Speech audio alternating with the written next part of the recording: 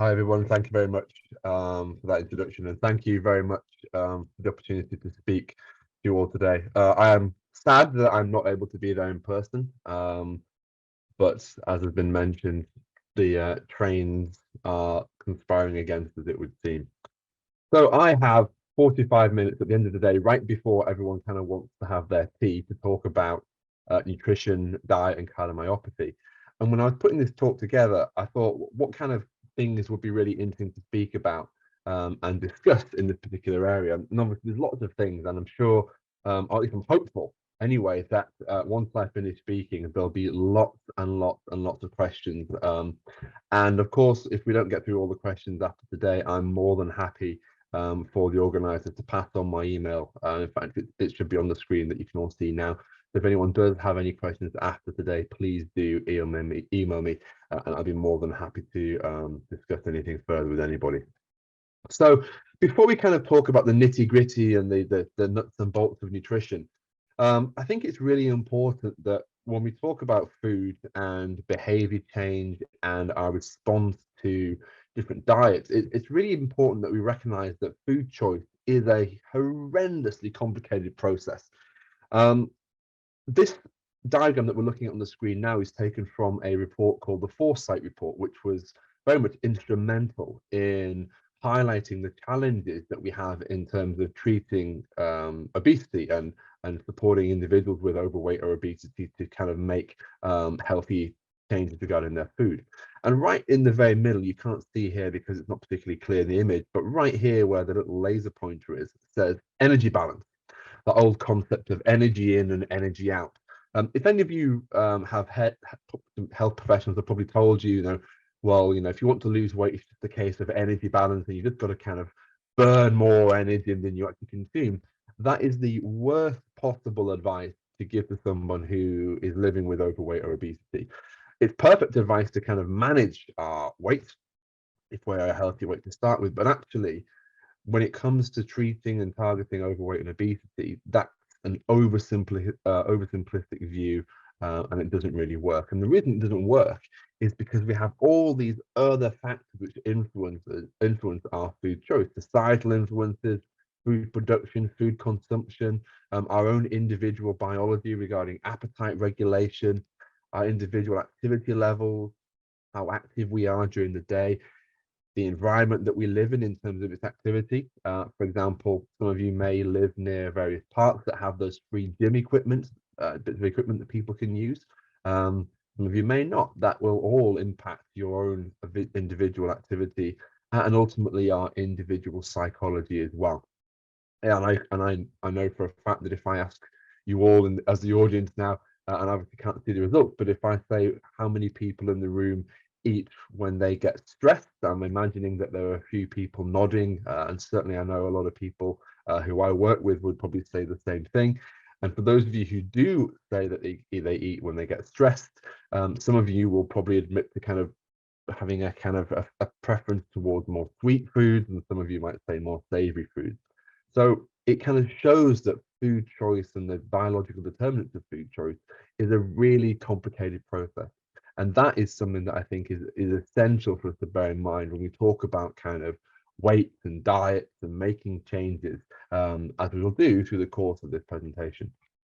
Okay, so one of the things that I always think is very amusing is, as a dietitian, and I get this a lot, people love to blame the dietary guidelines, love to blame the government. And without going down too much of a political alley, I think there are a few things we can blame the current government on for the state of society at the moment.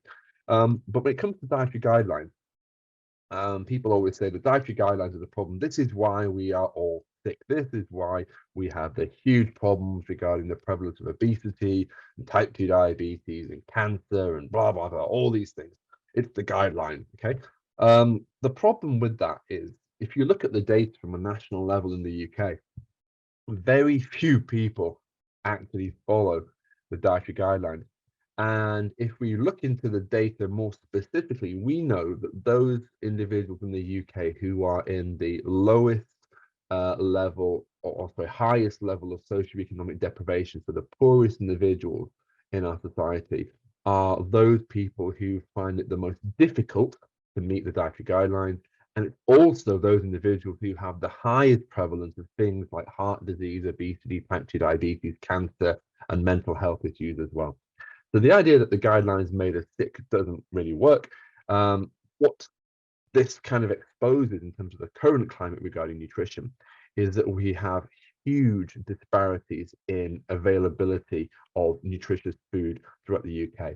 Where I am in the Northwest, we have some of the highest usage of food banks, emergency food banks in the UK. And this is for people who aren't actually in poverty. This is people who would be, relatively okay from a financial point of view, but due to the cost of living are struggling. And I do think it's quite disgusting, really, that we are in the 2022 and we are still having people having to make decisions regarding whether or not they should put the heating on or whether or not they should buy some food for their family. It annoys me deeply that consecutive governments have not made any improvements in this area.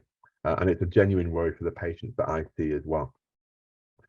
So the problem we have with the dietary guidelines and what actually happens over time is that people think, well, you follow the guidelines make us sick. And what we have on the screen now is a kind of a map of the world. On the left-hand side, we have men, and on the right-hand side, we have women. And we can see here, we have the top panels of 1975, and then fast forward to 2014. And what I hope you can see when you're looking at this in the conference room is that the bottom two panels are darker. Now that darker coloration actually corresponds to a mean BMI. BMI standing for body mass index, and at a population level is a good indicator of body fatness, the amount of adipose tissue we have. So darker colors means a higher mean BMI. And what we can see over the course of 1975 to 2014 in both men and women is that at a global level, BMI has increased. Now, this isn't because we are all becoming sort of gym bunnies and bulking out with muscle. The reason for this change in color is because as a whole population, we are becoming fatter. And we are becoming fatter. We're developing higher rates of overweight and obesity through lots of different reasons. One of them is potentially the food environment, but also the types of food that we are consuming as well. So the guidelines themselves are quite useful and evidence-based. And what I've done is I've put the references at the bottom of each of these slides that we go through. And I'm more than happy for my slides to be shared with anybody after the conference as well, in case you do want to kind of go and have a look at these studies for more detail. But this study by Diane Riedlinger in 2015 actually took individuals who were not following the dietary guidelines at the time, and they randomly assigned them to either follow the current UK dietary guidelines or just continue on with what they were eating. And what they found was that when they took individuals who were eating a traditional UK diet at the time and put them onto these dietary guidelines, what they found was that during the course of a 12-week study, their weight fell by about 1.5 kilograms, shown here. Their urinary sodium, so the amount of sodium in your pee, actually decreased quite significantly after 4 weeks and continued to remain low. And this is a marker of sodium intake. So urinary sodium is a good indicator of how much salt you actually have in your diet. And obviously we know that salt raises blood pressure, isn't particularly good for the cardiovascular system. And really we shouldn't be having any more than 6 grams of salt per day. We should really be kind of aiming for sort of 4 to 5 grams, if I'm totally honest. So urinary sodium fell, and as a result, both daytime and nighttime systolic and diastolic blood pressure also fell too. So what this particular study from 2015 showed us was that really, if you can take a bunch of individuals who aren't following the dietary guidelines and actually put them on these guidelines and support them to follow them, then all of these lovely cardiovascular benefits magically appear. So dietary guidelines aren't necessarily a problem. The challenge is actually helping people follow these guidelines. And that is a topic that we could talk about for a whole new other conference. Okay, there is so much to discuss there in terms of barriers to making food choices and healthy food choices. Okay. But one thing I did mention is the potential for the different types of foods that we consume in terms of these hyperpalatable what you might call ultra-processed foods, whether or not these types of foods are to blame for a lot of our modern-day health issues. Now, this particular study by Kevin Hall from 2019 looked at the effects of an ultra-processed diet in comparison to an unprocessed diet. The ultra-processed diet was refined types of carbohydrates such as white breads, white pasta, ready meals, those kind of things. And the unprocessed diet was things like whole grain cereals like shredded wheat, Weetabix, porridge, yogurt, fresh fruits and vegetables, those kind of things. And what they did was they took people and they randomly assigned them to one of these particular diet patterns, and they controlled how much they ate for 14 days. So these people were kind of in what's called the metabolic ward. They couldn't go out, buy external food. Everything was provided to them, and they were allowed to eat as much or as little of the different types of foods as they wanted to. And what they found over the course of the 14 days on this particular diet was that those people who were given the unprocessed diet, the sort of whole fruits and vegetables, whole grain cereals, these kind of things, yogurt, actually over the course of 14 days, lost on average about, let's say, 0.5 kilogram. However, for those people who were following the ultra-processed diet, then actually on average, they gained about 1 kilogram after 14 days. Now, I think this is particularly striking because if you think about that level of weight gain over the course of 14 days, if you imagine, you are consuming these kind of high calorific, high fat, high sugar, high salt foods over the course of a lifetime, it's really, really easy to see how weight, in particular body fat, starts to creep onto the scales and we become bigger and bigger and bigger.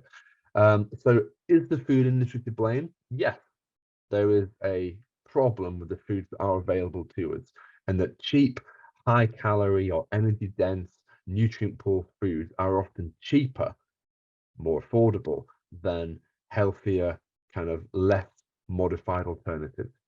And that's one aspect to consider as well with this. We also have the barriers regarding cooking and knowledge and time and all these things as well.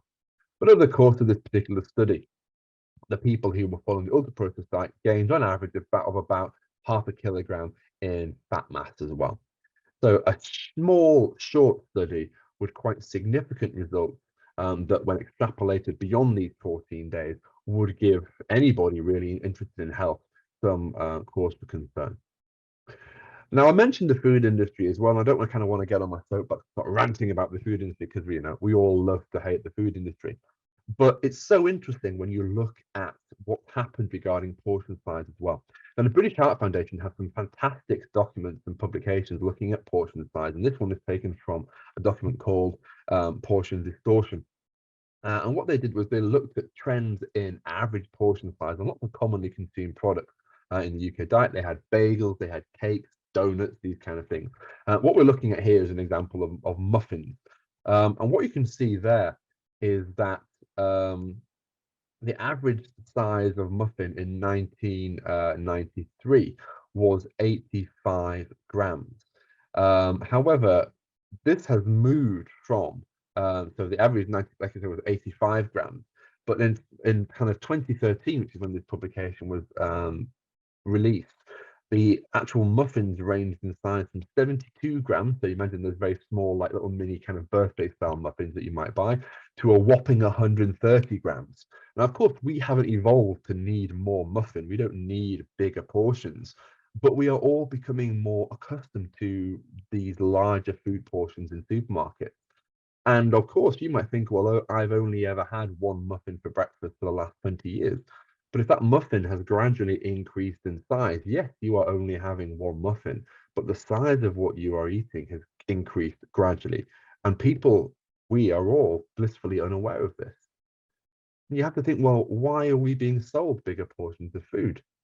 There isn't a biological need for it, but I can guarantee you all that if the food industry stopped selling large portions and went back to smaller ones, there would be uproar. It's a bit like when there's a chocolate bar that's released, or one that was, that's been changed and it becomes smaller in size, and everyone gets really angry because it's a lot smaller now than what they remember it to be.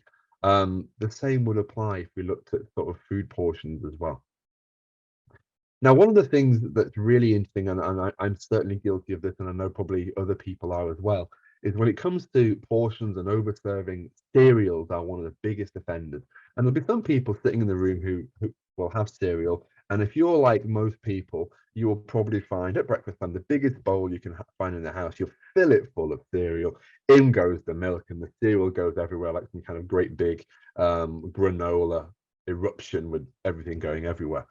But the interesting thing with cereal is that, again, it's a food that most people consume for breakfast, but most, if not everybody, overserve when it comes to portion size. And what this quite rather complicated figure shows us is that of all these different types of cereals, so you can see the key here on the right-hand side. So we have flaked and frosted, we've got gun puffs, so Honey Monster, Kellogg's, shredded wheat, granola, Weetabix, porridge oats, that kind of thing. We can see here that when we ask people to pour out what they would have for one of these types of servings, the black lines, which you can kind of see here, correspond to the mean or median, serving size. And what you can see here is that there is one particular class of cereal which the majority of people overserved, and that was granola. And if you look at kind of these, each little dot here corresponds to an individual person or individual serving. You can see here that some people were pouring out relatively small portions, which is actually what the recommended serving size would be, which is about 40 grams. But someone up here was pouring out just over 300 grams. Okay.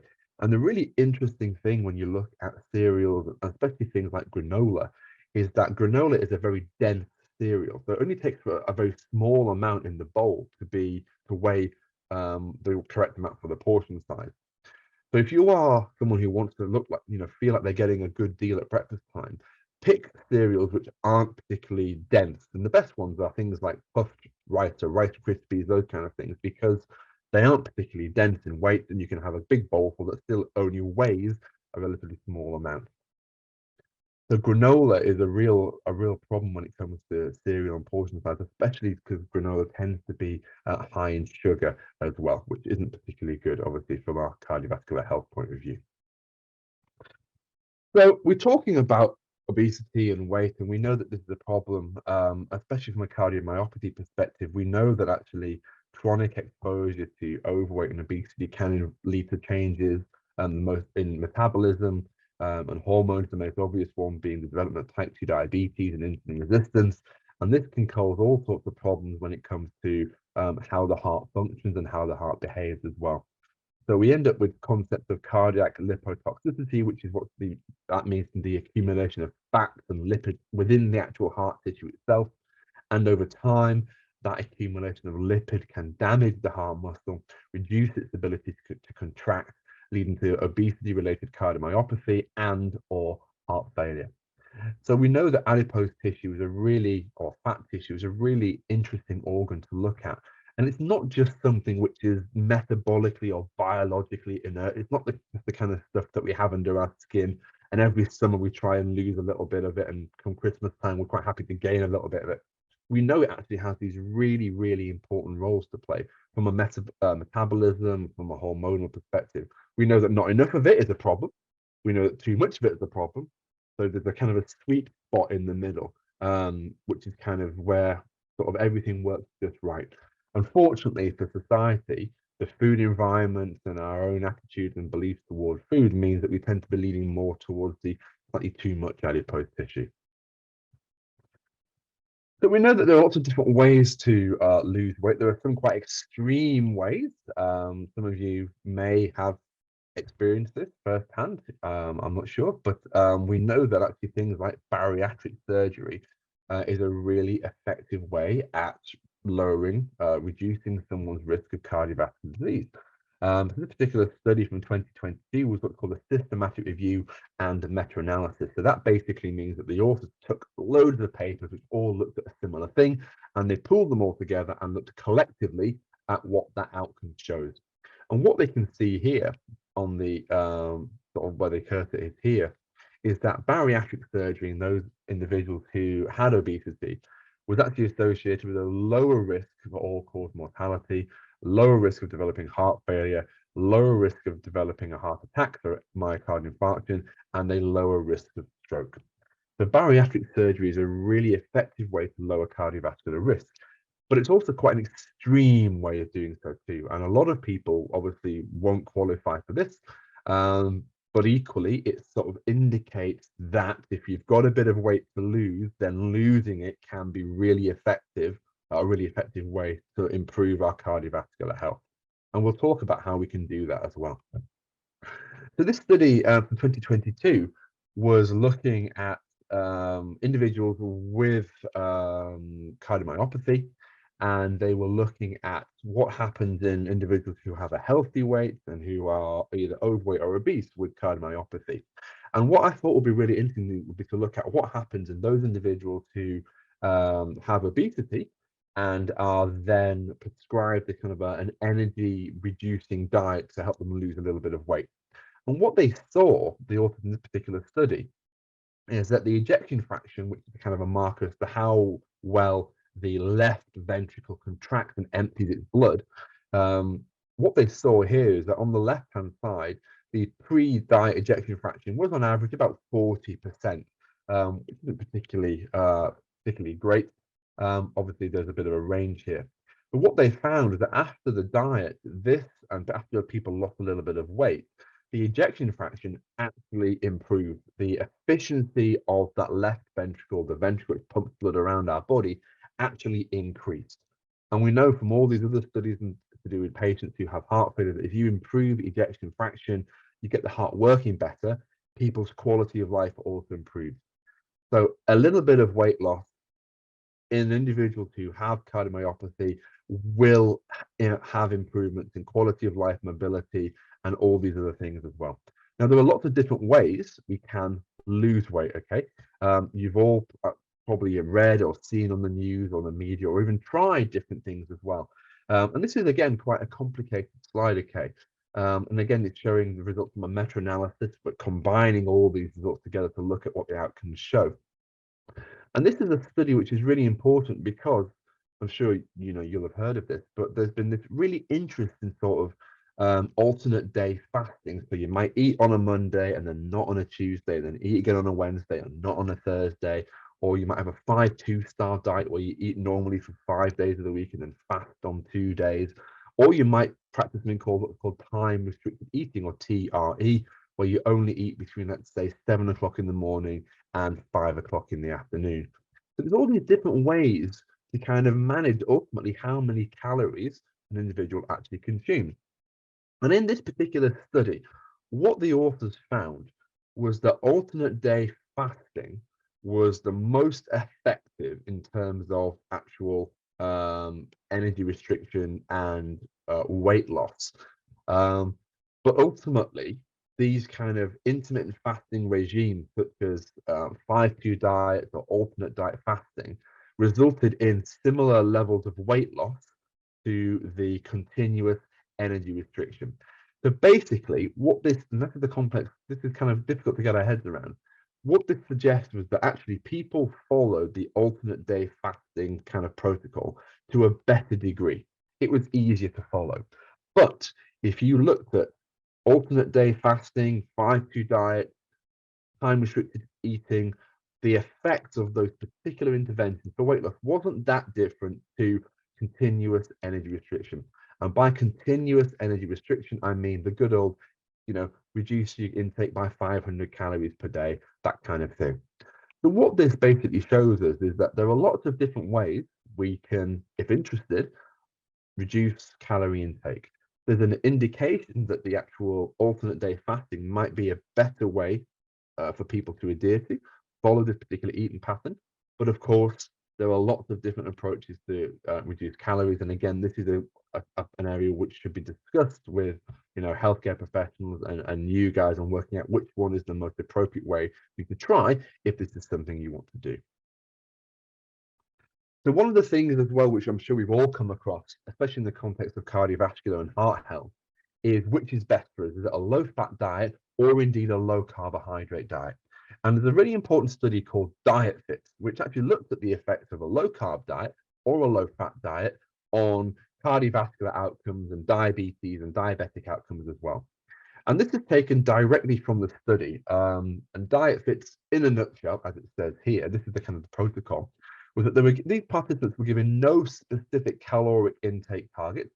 Both of these groups were given advice to not consume, also to consume high quality whole food and drinks, maximize vegetable intake, and minimize added sugars, refined flours, and trans fats.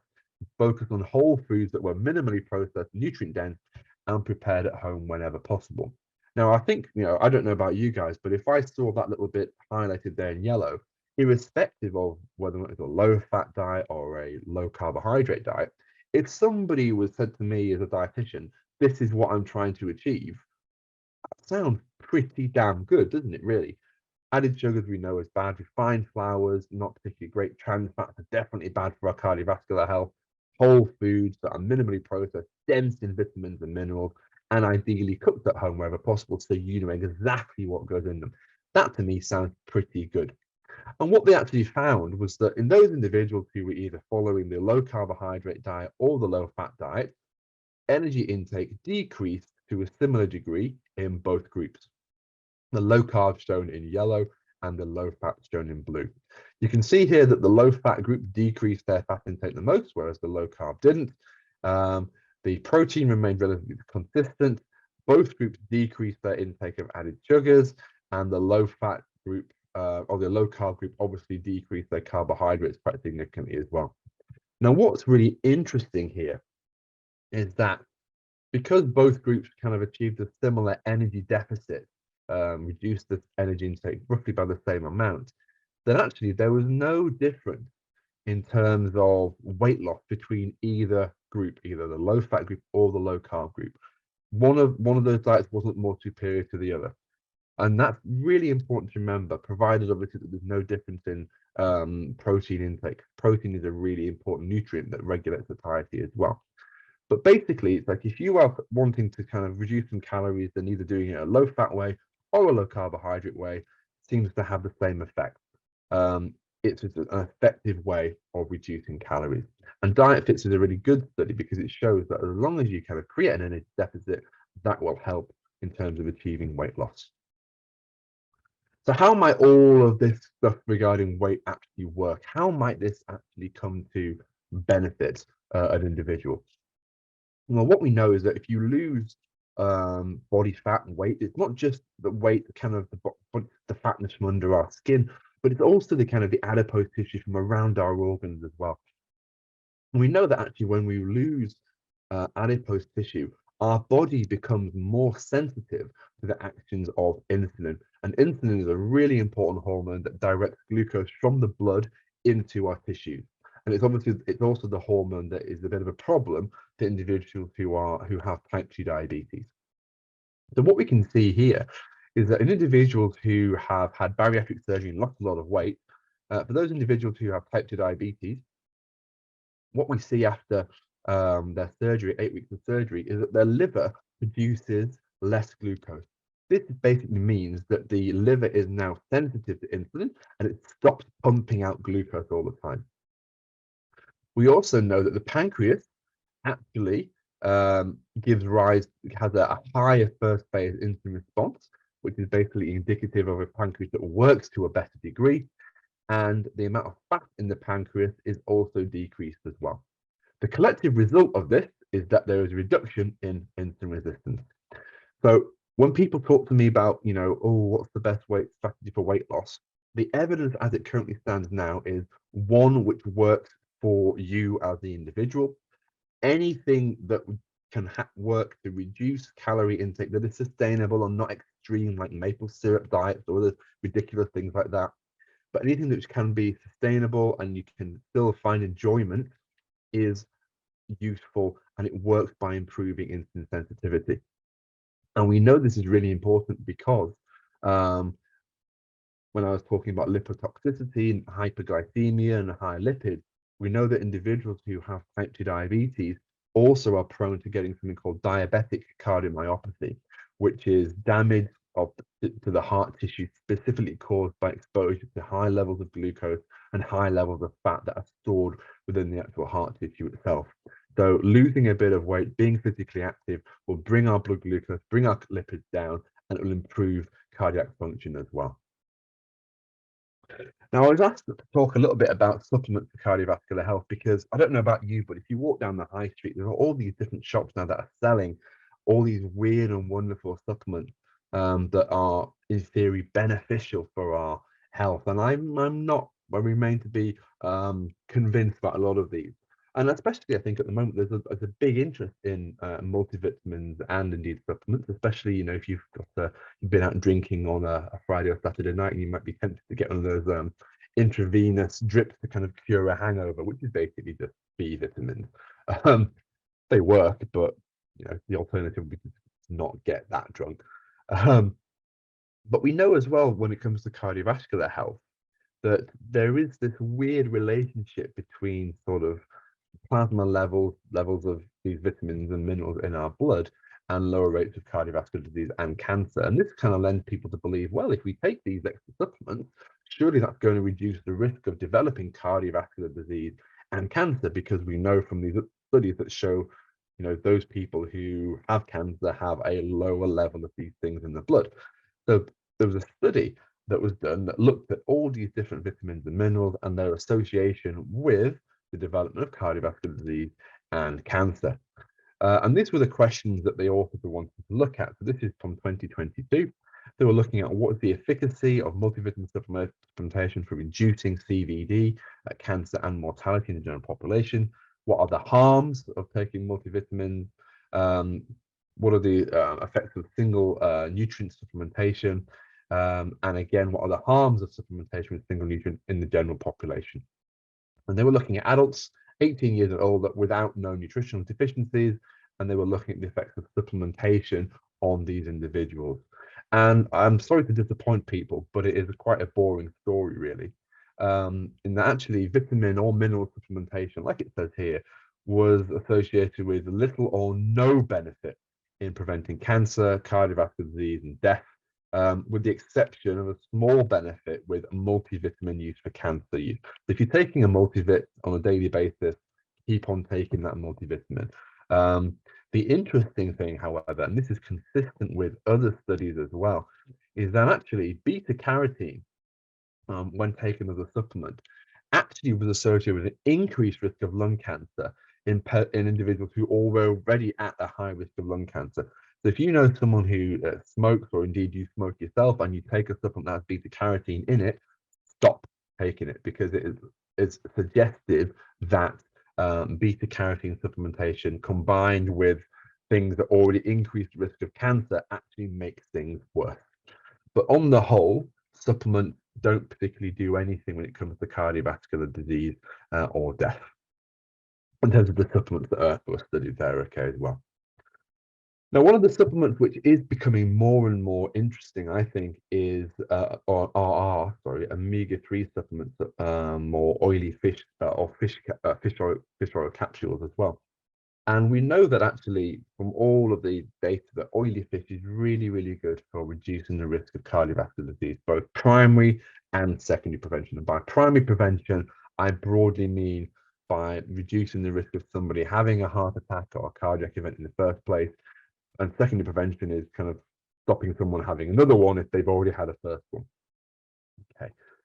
So this particular study was really interesting because it looked at separating out fatty fish or lean fish. So lean fish would be things like tuna, cod, haddock, really good sources of protein, so fantastic things to have in our diet from a protein point of view, but not particularly good when it comes to the cardioprotective, the heart healthy omega-3. Those omega-3 fatty acids, those really beneficial fatty acids, are found only in oily fish or fatty fish. Things like salmon, sardines, mackerel, herring, pilchards, those kind of things. And what they actually found is that there was no link with lean fish and cardiovascular disease risk. Didn't increase it, didn't decrease it. It was just neutral. But fatty fish was better. So the more fatty fish you had in the diet, the lower the incidence, the lower the occurrence of coronary heart disease, the lower the risk of dying from coronary heart disease and overall mortality in the course of the study. So having lean fish is a great thing to have in our diet. Having fatty fish equally is good as well. And some of the active components that people think are causing that beneficial effect are the omega-3 fatty acids in there. But the omega-3 fatty acid story is a really, really interesting one. And certainly, I'm sure there'll be people in the room who take omega-3 supplements because of what we've heard in the news about them being beneficial for our cardiovascular health. And certainly that is the case. There's a lot of evidence which shows that omega-3 fatty acids do reduce the risk of coronary heart disease and other things as well. But there are an increasing number of studies recently that are doing what's called a secondary analysis of these initial findings, and they are suggesting that there is an increased risk of developing what's called atrial fibrillation. Atrial fibrillation is basically when the atria, the little kind of parts of the heart, don't actually contract properly, and they sort of vibrate and flutter. That's kind of what atrial fibrillation is. And these are kind of been shown in various studies to be more prevalent in individuals who are taking omega-3 supplements, especially high-dose omega-3 supplements as well. So this study looked at lots of different studies which all looked at the effect of omega-3 supplements on cardiovascular disease outcomes. So what they've done here is look at these particular studies and look at their effect on the development of atrial fibrillation. Okay, and what you can kind of see is that for those studies which were using a low dose, so less than 1 gram per day, then overall there was a lower level of risk for taking less than 1 gram of omega-3 per day and the development of atrial fibrillation. But as soon as you start taking high dose omega-3 supplements, so more than 1 gram per day, as in the strength and reduce it trial, then there was a much higher risk of developing atrial fibrillation. So omega-3 fatty acids and omega-3s are a really interesting kind of area to look at the moment when it comes to cardiovascular health. I would say if you are taking a supplement, just be mindful of the dose. And what I would say as well is that it's always better to get your omega-3 fatty acids from dietary sources such as oily fish, nuts, seeds, those types of things, rather than relying on supplements. Okay. So what changes can we make in our diet to improve health and lower cardiovascular disease risk? Well, oily fish is one of them. We also have sugar-sweetened beverages to consider as well. Fizzy drinks, I'm hopeful, given obviously that what I'm speaking on today, that we aren't really going to be an audience of fizzy drink lovers. But the recommendation or the challenge that we have regarding free sugars is that as of 2015, the Scientific Advisory Committee on Nutrition said that we should have no more than 5% of our overall energy from free sugars. Now, this isn't a case of if you're having 3% of your energy to get to 5%, it's not a case of try and go up. It's a case of really get to that 5% target. Most adults in the UK are above that target. And the reason we are still above that target, even though it's been nearly 10 years since 2015, is that 5% is a really difficult target to get to. One can of Coke, for example, will put you over that 5% target. And sugar, as I'm sure you're all aware, tends to creep into lots of different things. If you are having yogurts, for example, especially flavored yogurts, there'll be a little bit of sugar in there. And it's really hard to kind of look at a label and see how much sugar is present, because also in yogurt, there's the sugars that are naturally occurring in the milk. So that 5% is a really challenging target to get to, okay? And we know that actually Sacken also made this recommendation that we should no longer use the phrase added sugars, which I'm sure, in the room you've all heard of.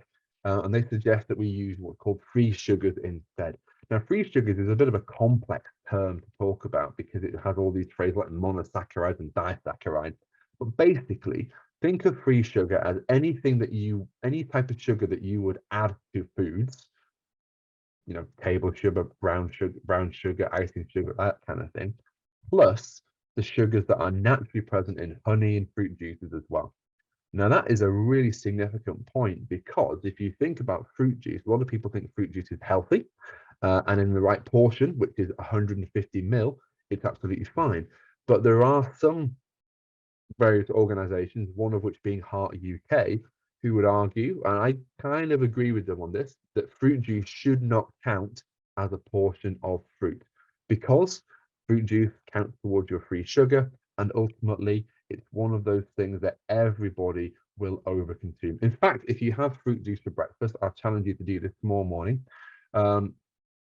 When you're thinking about pouring your fruit juice out, pour what you would normally have in a glass or beaker or cup or whatever into a measuring jug, and just to see what volume you would actually consume, because the portion size of fruit juice is 150 ml. Even if you have a liter of orange juice, yeah, it only counts as 1 of your 5 a day. And most people will pour 200, 300, 400 ml. Even if you go to a cafe for breakfast or whatever, they'll serve you orange juice in a portion that's greater than what was the recommended serving size. So again, we are all just over consuming without really thinking about it. And I said free sugar is difficult to get to and a target, because it is. And for most men and women, it's roughly about 30 grams per day. But if you think about some of these sources of free sugar, you know, Coca-Cola there on the left-hand side, obviously other beverages are available. That 500 ml bottle contains 2 servings, but most people will drink it all in one go. And considering what I just said about portion sizes, fruit juice counts as 1 of your 5 a day. So Tesco, you are correct here. This is 1 of your 5 a day. But it's sold to us in a liter. How many times does 150 ml go into a liter? About 6 and a bit times. So it's hard for people to accurately pour out serving sizes. So again, it's all just promoting overconsumption. Okay, I'll skip this bit as well. So from a cardiovascular health point of view, you know, fiber is really, really essential as well. And again, for UK adults, we should be getting 30 grams of fiber per day. This is a real challenge, okay? If you do not like fiber, this is a really hard target to get to. And fiber comes in all sorts of shapes and forms. We have fiber in vegetables, we have fiber in cereals and grains, okay, as well. But 30 grams per day is like, you know, eating a box of bran flakes and then the cardboard box. It's a huge amount of fiber. And most adults are really struggling to get to this kind of target. But we know from a cardiovascular health point of view, if we can get to that 30 grams of fiber per day, that's really going to have massive benefits for cardiovascular health, but also for obesity and for weight as well. And it will also kind of do all sorts of lovely, interesting things with the microbiome, the bacteria that live inside our gut as well. Okay. We also know that 5 a day is really important too for cardiovascular health. I'd probably argue that from a kind of a heart health point of view, we should really be having for at least 7 portions of fruits and vegetables per day, ideally more vegetables as well.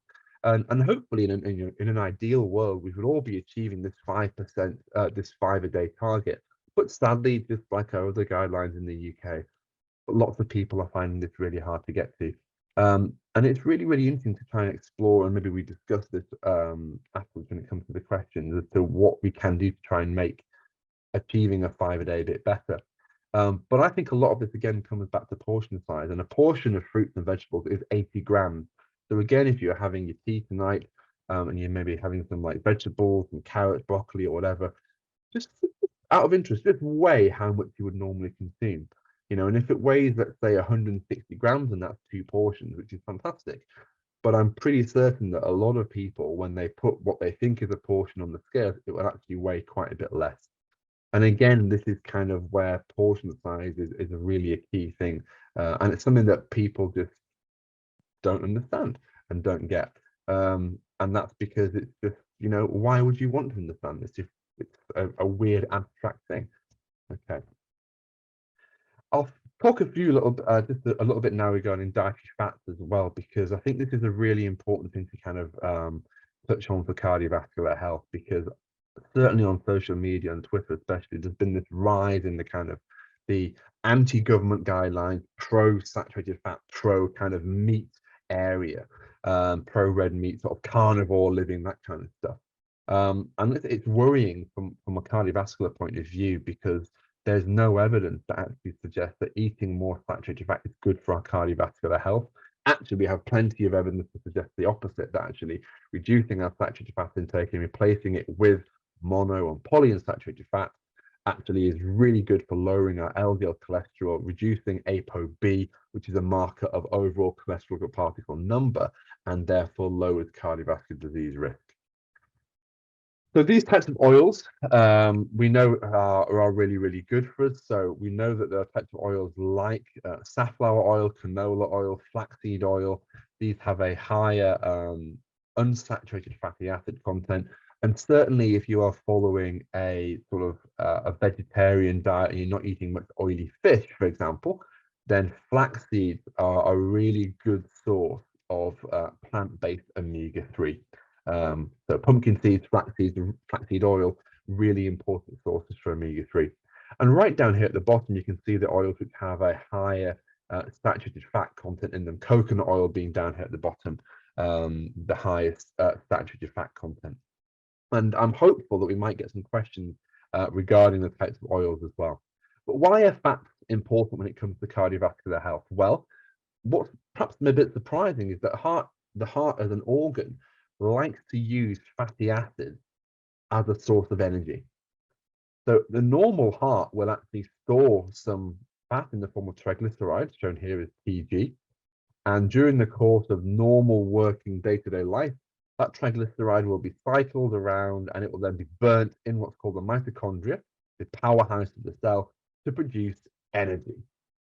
Now, what happens as hearts begin to fail is that the ability of them to use triglycerides and use fat actually diminishes. Now, fat, when we burn it, produces lots and lots of energy, and the heart has a ridiculously high demand for energy. It's a muscle, it's contracting all day long. Think about how many times your heart beats per minute, then multiply that by how many minutes in an hour, hours in a day, days in a week, weeks in a year, years in a lifetime. That your heart is doing a phenomenal job of just contracting, relaxing, contracting, relaxing. All that needs energy. Fat provides energy for the heart to do that. When hearts start to fail, so when we look at human heart failure, for example, we see that their heart's ability to burn triglycerides, to burn fat, actually reduces, and this leads to a lack of energy, which means the heart can't beat as well. Now, this is a study that was done in animals, in rats. So again, don't take too much from this, but it's important for us to know because it doesn't mirror very much what we see in human trials, is that if you look at palmitate, which is a saturated fatty acid, if you give these failing hearts palmitate, then they really struggle to metabolize it and produce energy. But if you give these hearts over here, which are failing hearts, oleate, which is a monounsaturated fatty acid, the same fatty acid that you find in olive oil, then actually this supports triglyceride storage and turnover, and it actually increases beta oxidation, the process which metabolizes fatty acids and produces energy. So it's really interesting because what we know in animal models, which is this, is that if you give failing hearts unsaturated fatty acid, they perform better. And we know from human studies that actually diets that are higher in unsaturated fatty acids are better for the cardiovascular system and heart itself. And even in those human studies that have looked at this, we also know that those individuals with heart failure who have a diet that's lower in sugar, higher in whole grains, higher in unsaturated fatty acids, also do better as well. So we have some kind of nice mechanistic work here that suggests that saturated fats may not be great for the actual heart tissue itself, and more monounsaturated fatty acids may be the way to go to support cardiovascular function. I'll just speak very briefly to protein here, and then I'm conscious of time, and then I'm more than happy to kind of take some questions as well. Protein is obviously fundamental for health. No protein in our diet means that we are really going to struggle to thrive. We know protein is essential for, broadly speaking, growth and repair. And in the UK, we have what's called the reference nutrient intake, an RNI for protein of 0.75 grams per kilogram. So that means, roughly speaking, if you weigh 70 kilograms, you should be having, on average, roughly 70 grams of protein per day. There is an argument, however, that for those adults who are 60, 65 and above, that those individuals should be aiming for maybe 1.2 to 1.5 grams of protein per kilogram. So protein becomes more important as we get older. That's because our body's ability to use protein starts to kind of diminish as we get older. So we need to have more in our diet to kind of get the same effect.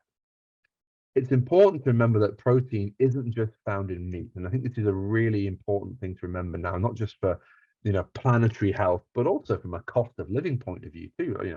Meat is expensive. And we also have other types of protein, like plant proteins and dairy, which also supply protein too.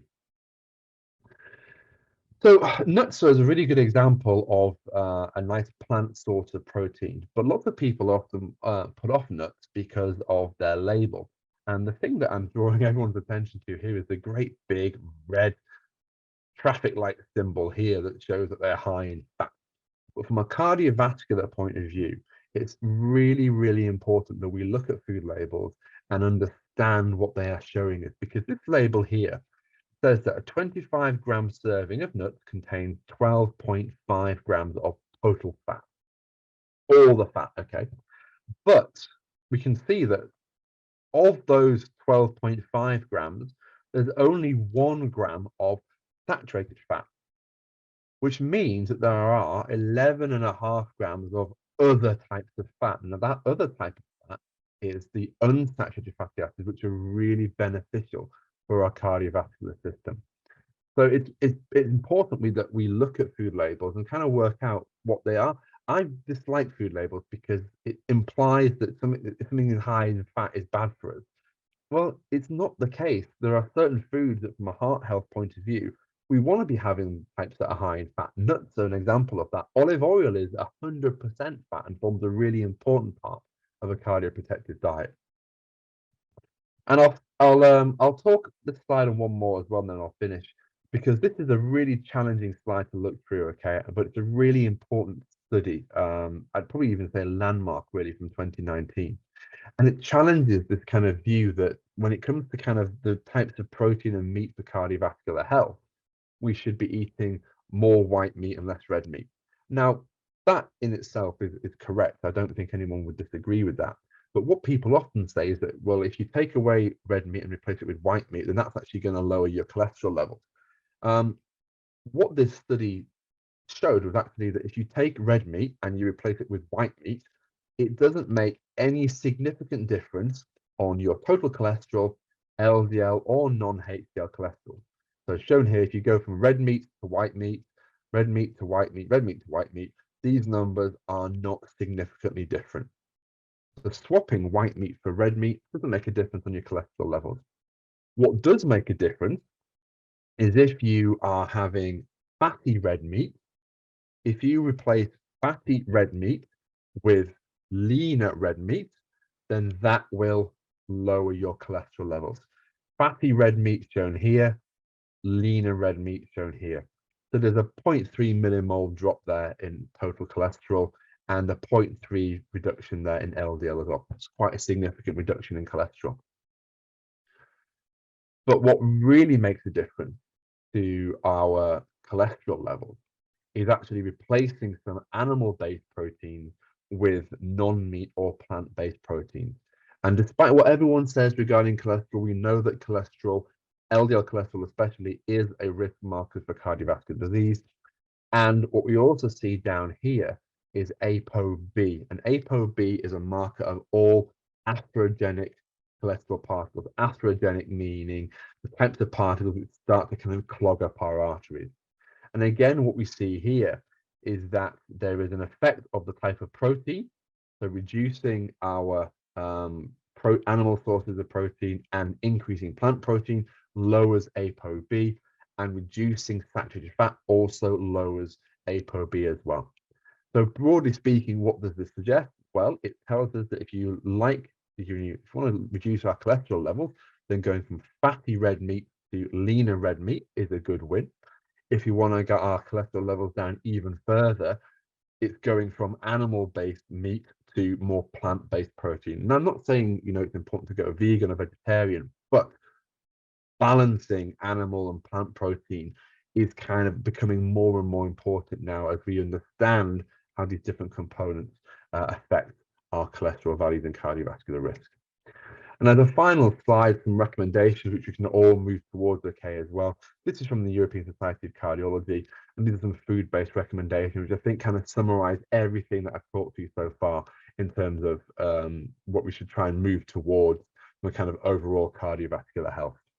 So I'll leave that on the screen now for people to look at, and I'll hand back to the organisers because I think I've spoken just for slightly over my time, and I'm more than happy to take any questions from anyone in the room. Thank you. Very much. Thanks very much, Tom. That's fantastic. We are a bit short of time. We've let you run on a little bit because that was really interesting, and I didn't want to stop you mid-flow. I think we can squeeze in one, possibly two questions. So I'll go straight to people, and if you can keep the question and the answers quite brief, that would be very much appreciated. Thank you very much. Could you tell me, please, if the supplement CQ10, CQ100 is good for heart problems? So I think so. So coenzyme Q10 cytochrome C, I think, has some relatively good evidence that it can be useful for improving cardiovascular health, specifically in those people who are taking a statin, because we know that statins actually can deplete the body's levels of that particular coenzyme. So taking a supplement in those situations can actually be useful for cardiovascular health. Definitely, yes. Hello, Tom. Thank you for so much fantastic information. I can remember that health promotion organisations used to give us a plate, and it said the different segments contained so much protein. Do you think that plate should change for people with cardiomyopathy, or what you put in each section should change? Yes. So what you're referring to is the Eat Well guide, which is the kind of the UK's version of health for the whole population. I often see this used for people who shouldn't really have this, who needs a bit more. And I completely agree with you that the Eat Well guide, as it currently is now, there should be a greater emphasis on what I think is fruits and vegetables, less on the carbohydrate, and kind of more on the quality types of protein and oils as well. It's a confused. Personally think it's a confused message, because from a cardiovascular health point of view, oils, especially things like olive oil and canola and flaxseed, are actually quite good for cardiovascular health, but they represent a very small segment on that plate. And I think it's because of the calorie value. So to answer your question, yes, I think there should be specific versions for people who have things like cardiomyopathy, who have had a heart attack, have all these different things. And this is kind of where really healthcare professionals should be using that as a starting point and then building on it. But unfortunately, I think it gets used as the advice when it really shouldn't be. Thanks, Tom. I'd love to keep going, but we have another session starting in just a couple of minutes. So I will say thank you very much to you at that point. That was a really fascinating presentation. I don't suppose I'll be the only person to go home and think very carefully about how much breakfast cereal I have in the morning. I never really believed the size of the portion on the packets, but just really interesting. And thank you everyone for your engagement and for the questions at the end. Thank you. Thank you everyone.